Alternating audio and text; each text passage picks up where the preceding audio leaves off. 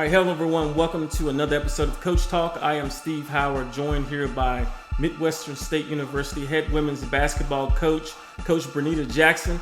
Coach Jackson, thank you for joining us and welcome to the show. Thank you for having me. I'm excited to be with you. Definitely. So, Coach, the premise behind what we do here at Coach Talk is one, shine a light on another university that a lot of people may or may not know about, but two, educate parents and student athletes on a recruiting process. So that's the premise behind what we do here. So let's jump right into it. Year two for you guys there at Midwestern State University, and based off of everything that I've seen since knowing you the last, oh man, it's probably been 10 years now, is you guys go into year two of a program and you and your staff really make an impact. And I believe that will happen for you guys there. And I'm sure that you guys are thinking the same thing. Absolutely. We definitely are expecting to turn this program around, and we're on the right track and we're doing all the right things. So we're just excited to go through the journey and grateful that people like you and our Mustang community is excited and along with us for the process. So Definitely, definitely. So let's talk a little bit about the program there and the school, just so that people can get a better understanding of Midwestern State and not calling it some other name. yes, Midwestern State. We are NCAA Division II university. We play in the Lone Star Conference. We are in Wichita Falls, Texas, about an hour and 40 minutes north of DFW, and then about a maybe hour and a half south of Oklahoma City. And so we sit right between two major cities. We are the only university in Wichita Falls and within a pretty good radius, and so we have just a very unique appeal to us here in Wichita Falls, Texas. And I tell people all the times, like, we don't have any pro teams that we're competing with here. So MSU Mustangs, we are the pro team in town, and people love the Mustangs here. There is maroon and gold everywhere, and so we are a public university. We are one of the least expensive four-year universities in the state of Texas and voted the number one most beautiful campus in Texas. And it really is just a hidden gem out here. If you ever are passing through Wichita Falls, you should definitely stop by and see it. It is a beautiful campus. Well, good, good. And so you brought up a good point there, Division Two. So prior to you and your staff getting there at Midwestern State, you were at NAIA. So what's been probably the biggest difference that you've noticed between the two levels? Biggest difference, I would say, is just the talent, the access to talent, and also obviously the scholarships is different, but you can get access to better players at the NCAA Division II level, and that to me is, what it's all about. It's not about the X's and O's. It's about the Jims and the Joes. You got to get players. So to me, that's been the biggest difference, which is a positive thing, when you can offer more money and when you have that NCAA patch on your chest, you get the ear of way more student athletes than even when I was JUCO. To be honest with you, you kind of had to talk to them and convince them that we were a great option and a pathway to go, where they wanted to go. But we're just really grateful and blessed to be able to get access to really better players at this level. So it's exciting. So when you say better talent, can we get a little bit more specific there? Is that better talent as far as skill wise, ability wise, or work ethic wise? Or is it all three? I think it's all three. I think it's all three. It's definitely all three. From the work ethic standpoint, at our level, we can even get access to Division I players and talent. And so, at our level, it's a business. And I'm not saying it wasn't a business at the NAIA or JUCO level where I've been, but you certainly have more players here at this level who view it as a business, who view it as, you know, And I don't mean that they're not having fun. I mean, they understand like this is a way to get where I'm trying to go. And so they take it more serious. You don't have to do a bunch of gimmicks to get them in the gym. They love it in a different way. They are more passionate about it and they love winning.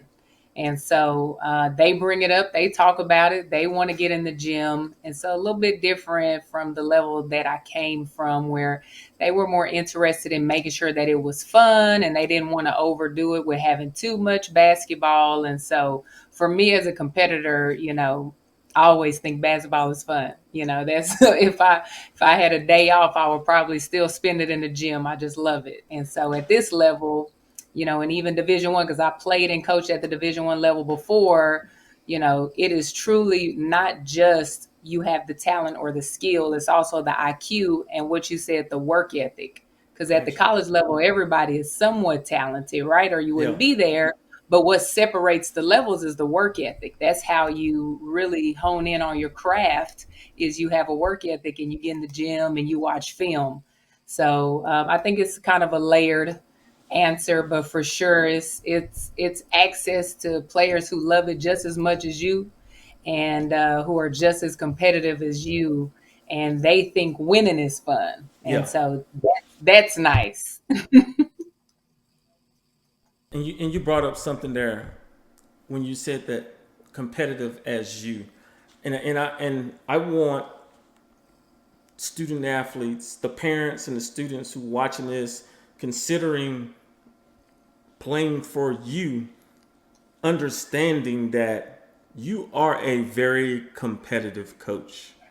Mm-hmm. I mean, people see you from the outside, and this is something that I've been able to garner from you watching you over these years, is that just looking from the outside at that first layer, you see this prim, pris, very nice lady. But as you start to peel back those onions, you start to see how competitive you really are. Right.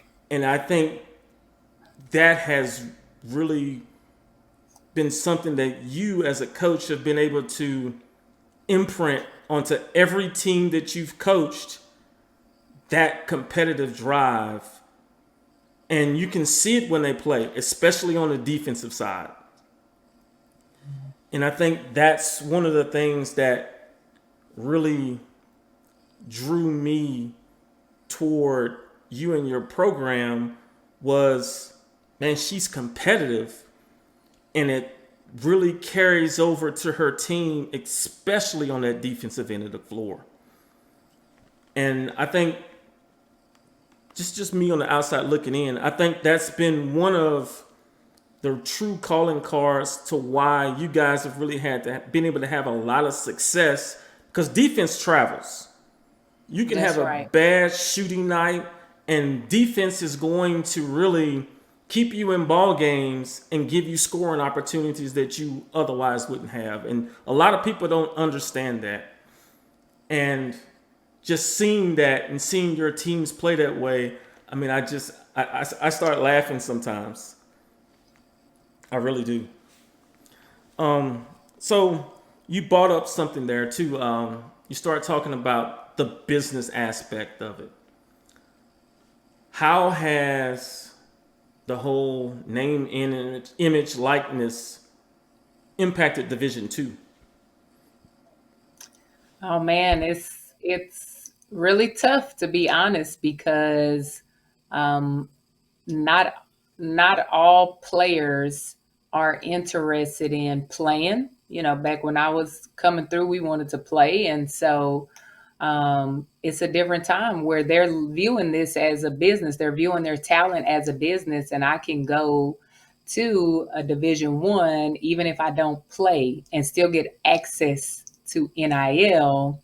Um, but I have found that sometimes they may go and start there, but then they're like, I thought I just wanted to view it as a business, but I actually want to play because I'm competitive.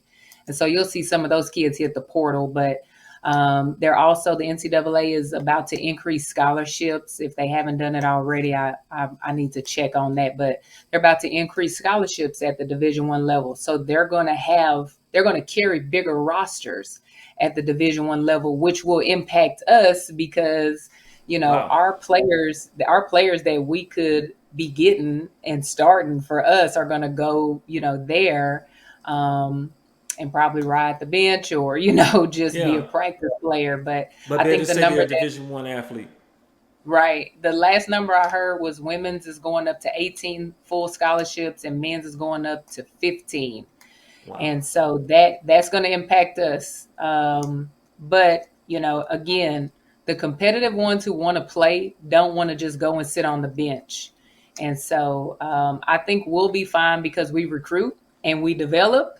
But I do think you're going to see it impact Division II basketball as a whole.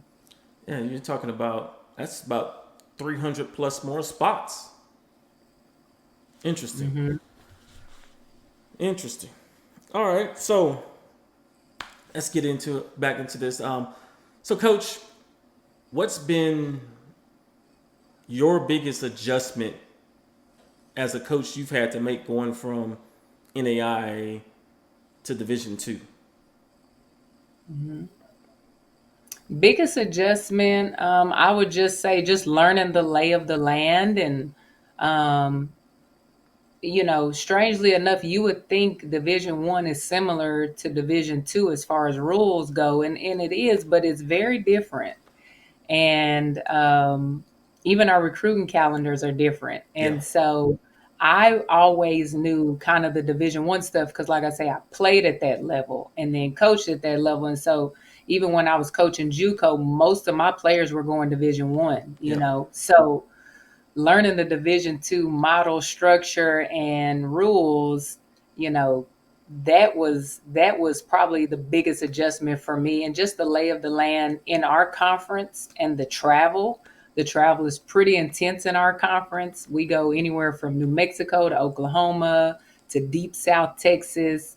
And some of those bus trips are, brutal, 9, 10 hours. So that's been a huge adjustment, but it's created opportunities for us as a staff to get more creative, Yeah. do some fundraising, maybe pick a couple of those longer flights to fly out and, just kind of help our players be positioned for not as much travel, if you will. Being on a bus for 10 hours isn't healthy for anybody. So we've been fundraising and working our tails off to be able to afford to fly some of those trips so that we can have a better chance to win. Because you got to win in the league. And what we learned this past year is, if you can win in the Lone Star, you can win on a national scale. We had the winner of our league go to the national championship game, and they represented our conference and our region very well. But it's hopeful for us. If we can win in this league, you can win on a national level. So it's exciting. But that's been the biggest adjustment. And everybody in this conference, all of the coaches have been awesome. They've been very helpful, very resourceful with helping me understand everything about the rules because it is different from Division I. And very different, like I say, even on down to the recruiting calendar. Yeah.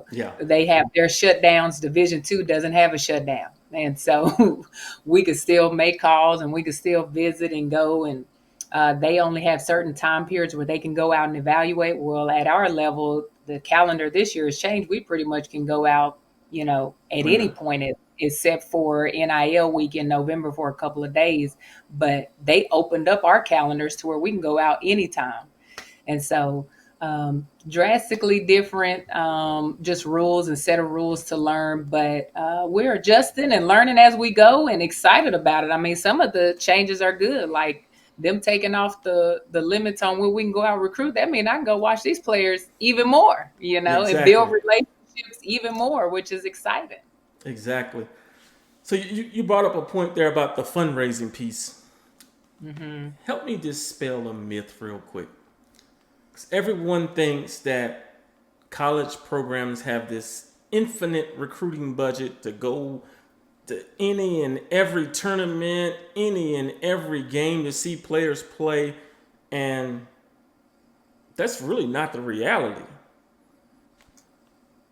It's not the reality. For majority of schools cannot, like you said, nobody has an infinite budget, even the Power Five schools. But at the lower levels, even mid to low major D1s, all the way to D2, NAI, JUCO, everybody's on a limited budget, and so things have changed drastically over the last 5 years with the recruiting landscape. And back in the day, everybody would come to Texas and Frisco area. Those are some of the biggest recruiting tournaments. Well, For sure. recently they've been taking those tournaments, taking those kids from Texas out of the state, which to me doesn't make sense. Yeah. It doesn't make sense if they're from Texas, keep them in Texas. And I get you want to take them in front of coaches from other states, but let's look at the numbers of how many players actually from Texas leave Texas and stay out of Texas. It's a very small percentage, especially on the women's side. Our young ladies like to be close to home. They want to play in an area where their family can come to games. And So so you kind of got to think about stuff like that whenever, those tournaments and stuff are going on. I think they need to bring that stuff back to the Dallas area, back to Frisco. And plus it's a international airport right there that people can come in and out of. And then so many schools in Texas, like we'll just drive over. A lot of coaches will drive over to save on, budget expenses and different things like that. But no, those tournaments are expensive. They're yes, expensive. I've seen it from both sides, and those tournaments are expensive. It costs you all a lot of money to get in. Let me tell you, on the coaching side, it could be anywhere from $200 to $600 just for one coach to get in. That's just to get into the tournament. That's not even the travel expenses or hotel and food. And so exactly. we're not going to not recruit, but we do have to be thoughtful about where we go and recruit. We can't just show up randomly. We certainly, when we show up to a tournament, it's to see somebody we like and follow up on them. Maybe we've offered them, and we're trying to get them to seal the deal and commit. So everything is thoughtful at every level, but for sure, when you're at those lower levels with more limited budgets, we have to be a little bit more, just I would say discerning with which tournaments we can travel to. I think a lot of why those tournaments are leaving Texas goes back to now the pull and the power that Nike EYBL and Adidas Gauntlet circuits have in Hmm. grassroots basketball. With them, with a lot of teams now being sponsored by Nike, Adidas, Under Armour, and having to play in those gauntlet Hmm. tournaments like what was going on in Frisco and Dallas, have been the casualties of that, because Sure. Nike's gonna push these kids to play in those big cities. Adidas is doing the same thing, and they're keeping them on the East Coast a lot. So Yeah. you're talking Chicago, Atlanta, Charlotte, Boo Williams down in Newport News, Virginia, and then now they've added that New York piece, and so they've started to carve out that section of the country, and good, bad, or indifferent, a lot of the Power Five programs recruit out of the Nike and the Adidas Gauntlet circuits. Absolutely. I mean, they've got the budgets where they can do it. You even see them, at the P5 level, they'll fly over to Australia or to Europe and Yeah, recruit internationally. They have, charter planes and different things like that. Their budgets are on a whole different level, but the percentage of coaches and programs that is compared to the rest of the programs, I think I get it, but I yeah, also think, with us the lower level schools, if you will, programs, we have to be a little bit more thoughtful. We're not flying to Australia for a week to watch a player. And exactly. so we need somebody we can get in the car and drive to. Are you in Oklahoma? Are you in Texas? Are you in Louisiana? Arkansas? And so a lot of our recruitment will end up being regionally based because we want to get out and watch and play live. And so we like film, and that's great. That's enough to pique our interest, but we definitely want to get out and see them play live. And then obviously inviting players to those camps, those elite camps, is an opportunity to see how interested they are in you, get them on your campus, and then it's permissible for you to talk to them at any point when they're on your campus. So we love camps. I think camps are a great way for student athletes to interact with the coaches, interact with the players, and obviously get on that coach's radar and show they're just as interested in the program as the coach is in them. And I'm glad you brought up those camps, because one of the things that I personally push when student athletes approach me asking about the whole thing is going to the camps of the schools that you're interested in goes a long way to helping you get on their radar, especially if you're not on that radar. And so I'm glad you brought that up, because hearing it firsthand from a sitting coach will go a long way to helping them. So let's look at this. How does a student athlete get the attention of a coach like yourself and your staff? Well, couple. I mean, there's all kinds of different ways that a student athlete could get our attention. Um, we are pretty well connected with the Texas high schools and JUCOs, and you know, still learning about a lot of them. To be honest with you, because Texas is so huge. But a huge part of it is kind of, as a student athlete, making sure you're playing with a good travel team in the summer, and because we're not in season during that time. The high school season runs the same months as the college season. So it's, you can get out and watch players, but you're not going to be able to see as many as you can, as we can in the summertime. So those travel AAU programs are very important for exposure. Sending film is always great, and attending those elite camps on college campuses, I can't stress that enough.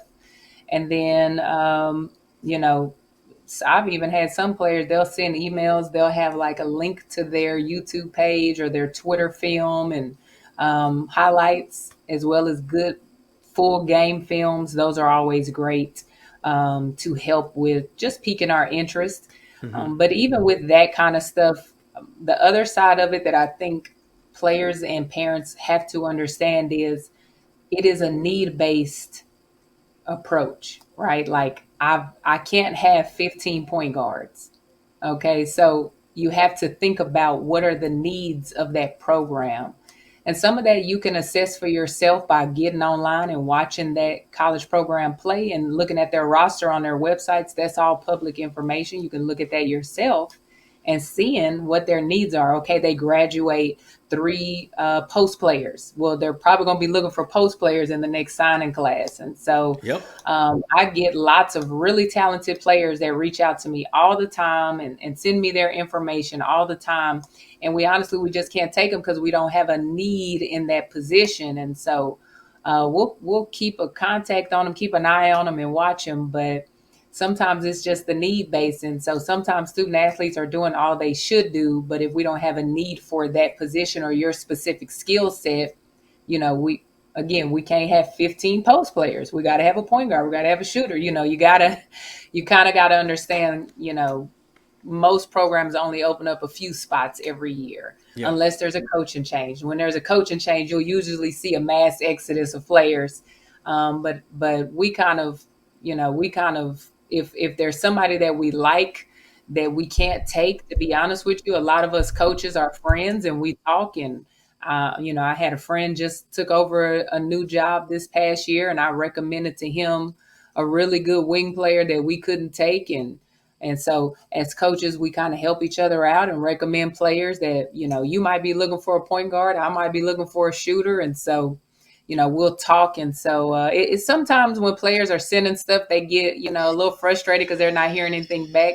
And sometimes it's not you. It's just maybe we don't have a need for your skill set this season. And that's just the way the numbers sometimes fall. But yeah, those are the things I would recommend. Definitely be persistent and understand it's a journey. It's a long process. Do all you can to develop your skill and then do all you can to, get exposure so that you show well in these tournaments. You want to be skilled and showing well and productive in these tournaments, and on the film that you send as well. So those would be the things I would recommend. So let me ask a question. As a parent of a student athlete, why should I want my daughter to come play for Coach Bernita Jackson?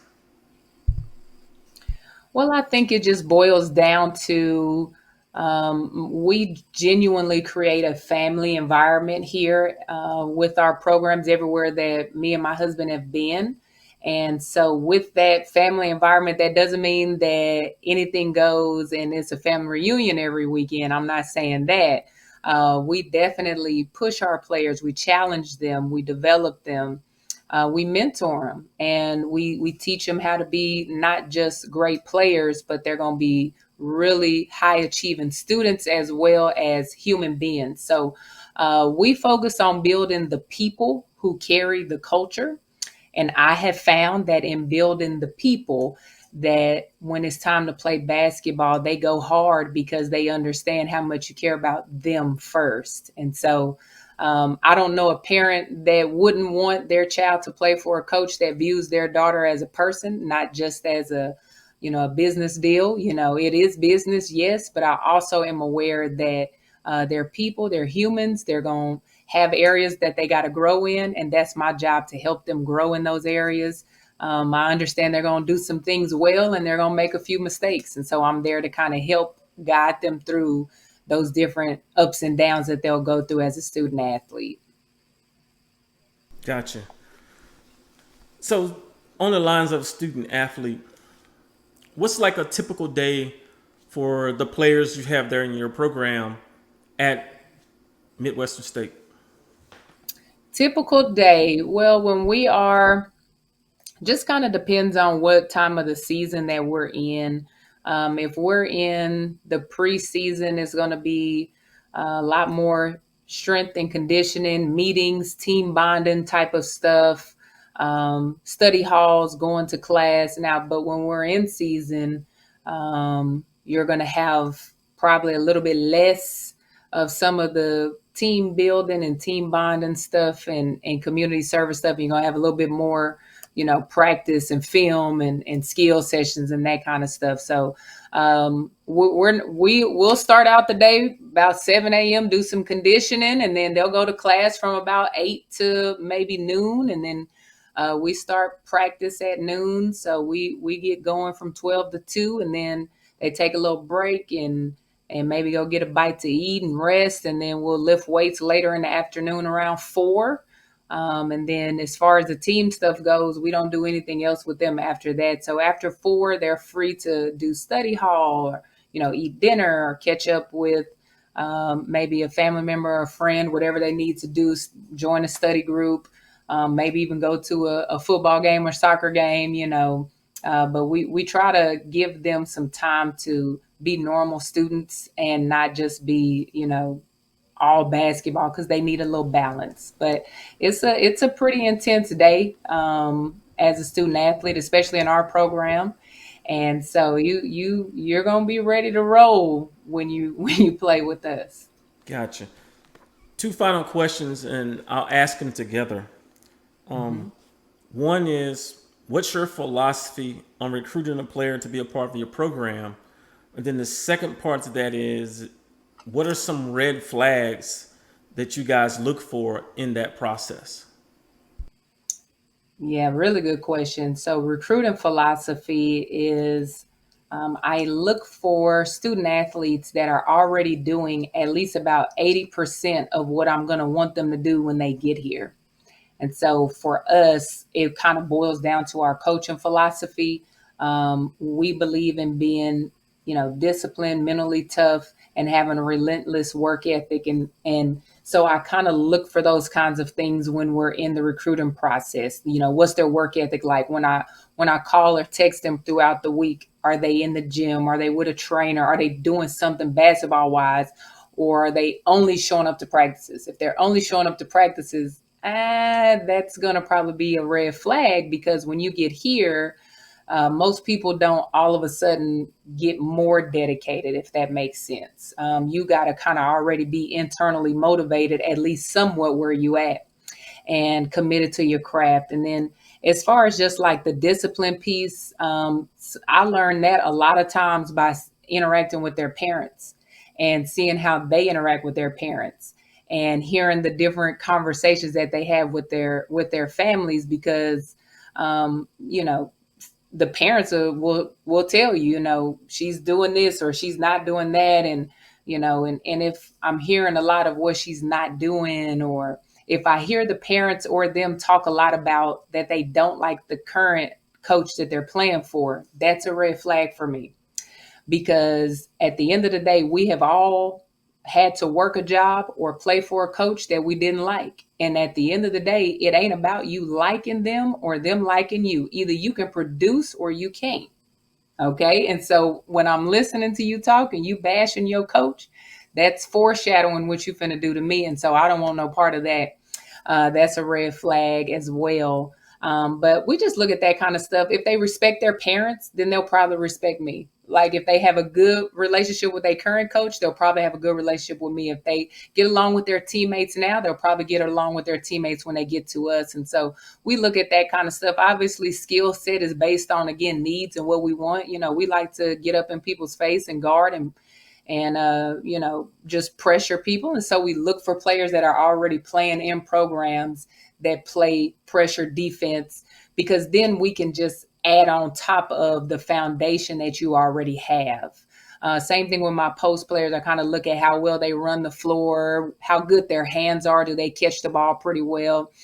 Do they know where they're at when on the catch? You know, are they catching it out of position and under the basket and then trying to make a move? You know, or are they aware, well, you know, kind of what's their court sense, and do they have a good feel for the rim? If they already have that base, I can build on that. But if you know you're catching it and it's kind of a not a clean catch, you're fumbling it around a little bit and you don't know where you at and you're making moves under the basket, stuff like that is a red flag, you know, because I'm not saying you can't develop. I'm just saying they're not going to give me that kind of time to develop you. And so that's most college coaches. We ain't going to have that kind of time to develop you. I don't care if you are 6'5". If you can't catch the ball clean and know where you at on the catch, you know, they're not going to give us that kind of time at the college level. It's a business. This is our livelihood. And so we got to get players that can do at least 80% of what we want them to do when they get to us. And so we look for that. We look for those intangibles. You know, when I go to a high school, I kind of look like a student. So when I'm walking around, I kind of listen to what their peers say and what different people say.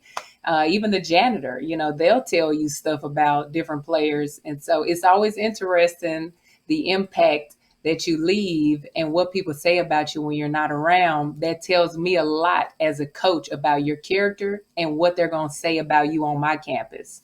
And so that's kind of the stuff I look for. I've been blessed enough to have some really amazing young ladies that have come through my programs and got the opportunity to coach them. But that's kind of what we look for, and the red flags that we try to avoid as well. Gotcha. Well, Coach, definitely appreciate you taking the time this morning to sit down and drop some gems. It's always a pleasure to talk to you guys. That's all we have. So, folks, this concludes Coach Talk. Thank you guys for tuning in. Thank you, Coach Jackson, for joining us. Catch the next episode soon.